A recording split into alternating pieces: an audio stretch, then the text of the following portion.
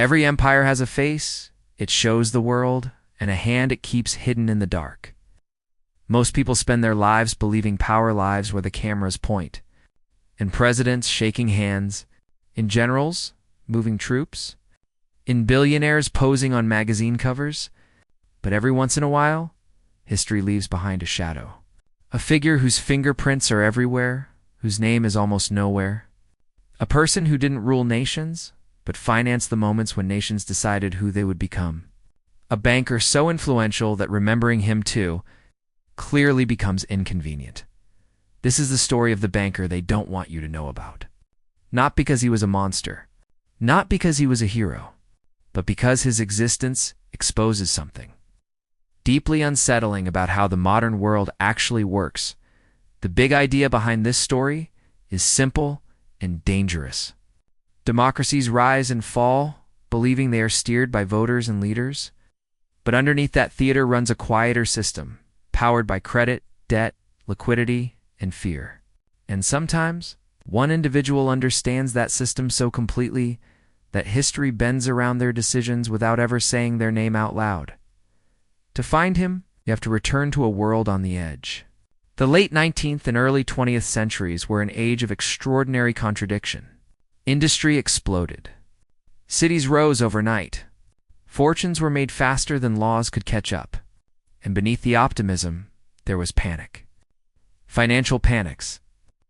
Bank runs. Collapses that wiped out lifetimes in days. The system was young, powerful, and wildly unstable. Governments were still learning how money worked at scale. Central banks were weak or non-existent. National currencies were tied to gold, but trust was tied to people. And when trust broke, everything stopped. In that world, bankers were not background figures. They were kingmakers, firefighters, and sometimes arsonists. But most were loud, visible, proud. They built monuments with their names carved, into stone. This one didn't. He was born into no great dynasty, no noble blood, no gilded halls. His family knew instability, knew migration, knew what it meant to be tolerated but not embraced. As a young man, he learned early that visibility could be a liability, that safety lived in discretion, that survival favored those who listened more than they spoke.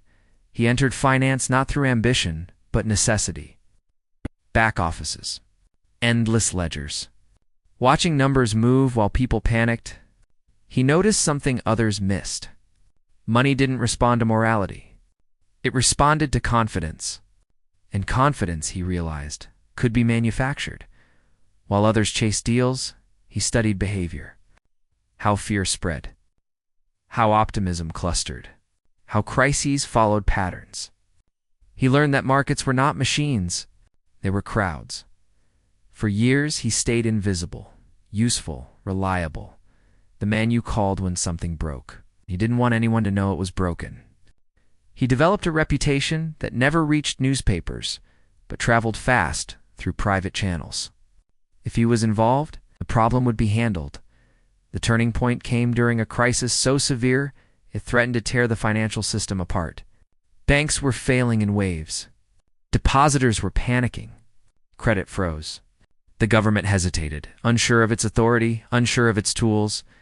And in that vacuum, he acted not publicly, not heroically, quietly. He coordinated loans between rival institutions, persuaded competitors to cooperate by reminding them of mutual destruction. He moved capital across borders before borders understood what was happening. He stabilized markets not by force, but by trust. His trust, by the time the crisis ended, the public credited politicians. The headlines praised reforms. But inside the system, everyone knew the truth. Without him, the collapse would have gone much further. From that moment on, he was no longer just a banker. He was an axis. Power flowed toward him because he never demanded it. Governments consulted him discreetly. Central banks mirrored his thinking. Industrialists deferred to his judgment. He became the man behind the curtain not because he wanted secrecy, but because secrecy kept the machinery running. As wars erupted, his influence deepened. Wars are expensive. Nations don't fight with courage alone. They fight with credit. He understood that better than anyone. He helped structure war financing, managed bond placements, stabilized currencies under unimaginable strain. Soldiers moved at the pace of logistics. Logistics moved at the pace of money, critics would later ask. Whether wars were prolonged because financing made them possible, supporters would argue that, without financing, collapse would have been total. Both views contained uncomfortable truths. As borders shifted and empires fell, his fingerprints remained. He helped rebuild shattered economies, guided reparations, smoothed transitions between gold and paper, between empire and republic. He didn't care who ruled, only whether the system survived, and that is where controversy began to simmer. People started to notice patterns. The same banker appearing quietly after every disaster, the same advice shaping different governments, the same institutions emerging stronger after every collapse. Conspiracy theories bloomed, fed by ignorance and fear. Some accused him of orchestrating crises, others of profiting from misery. The truth was murkier. He believed chaos was inevitable. His job, as he saw it, was to contain it. But containment often looked like control. He lived modestly by the standards of his peers. No palaces, no yachts. Power for him was not about consumption. It was about position. About being the last call anyone made when the system started shaking. Morally, his legacy is deeply gray. He prevented collapses that would have destroyed millions of lives. He also entrenched a financial order that favored stability over justice, creditors over citizens, continuity over reform. He chose order every time, even when disorder might have led to something fairer. As the 20th century progressed, governments grew stronger. Central banks formalized roles he once played informally.